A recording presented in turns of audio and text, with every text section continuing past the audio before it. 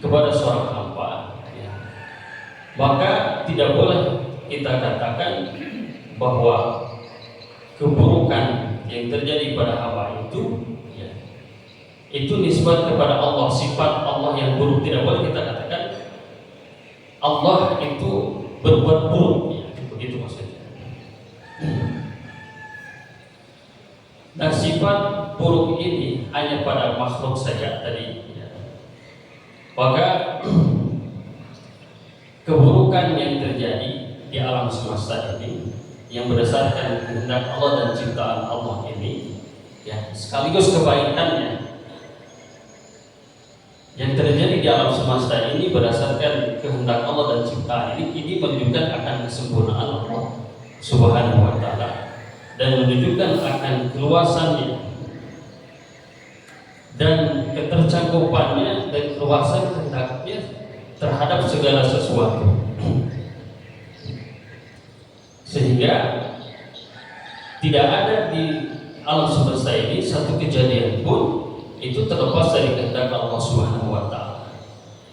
Seandainya ada kejadian di alam semesta ini kok tidak dikehendaki Allah, maka ini akan menafikan sifat ketuhanan Allah Subhanahu wa taala yang namanya iradah.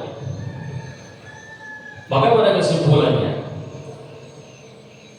setiap kebaikan yang ada di alam semesta ini itu dengan kehendaknya, dengan takdirnya, dengan ilmunya Allah Subhanahu wa taala, serta dengan ridhonya, dengan mahabbahnya, dengan perintah Allah Subhanahu wa taala.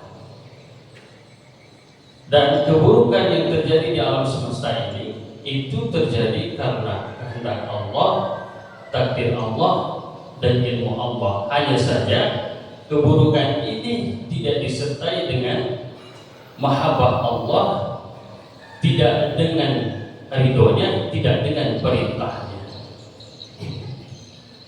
Artinya semua keburukan yang ada di alam semesta ini, juga kekufuran yang ada pada diri seorang hamba, itu tidak diridhoi Allah, tidak dicintai oleh Allah, dan tidak diperintahkan oleh Allah Subhanahu wa taala. Maka kembali kepada sifat iradah Allah Subhanahu wa taala itu, bahwasanya perintah dan iradah Allah adalah dua hal yang berbeda. Dua hal yang berbeda. Sehingga ketika Allah itu menghendaki keburukan terhadap seorang hamba, mentakdir keburukan oleh seorang hamba kepada seorang hamba, ini dikehendaki Allah, tetapi ini tidak diperintah oleh Allah Subhanahu wa taala, tidak diridhoi Allah Subhanahu wa taala, dikehendaki tetapi tidak diperintah dan tidak diridhoi oleh Allah Subhanahu wa taala. Karena perintah Allah semuanya adalah berkaitan dengan ridhonya, berkaitan dengan kebaikan, berkaitan dengan keimanan.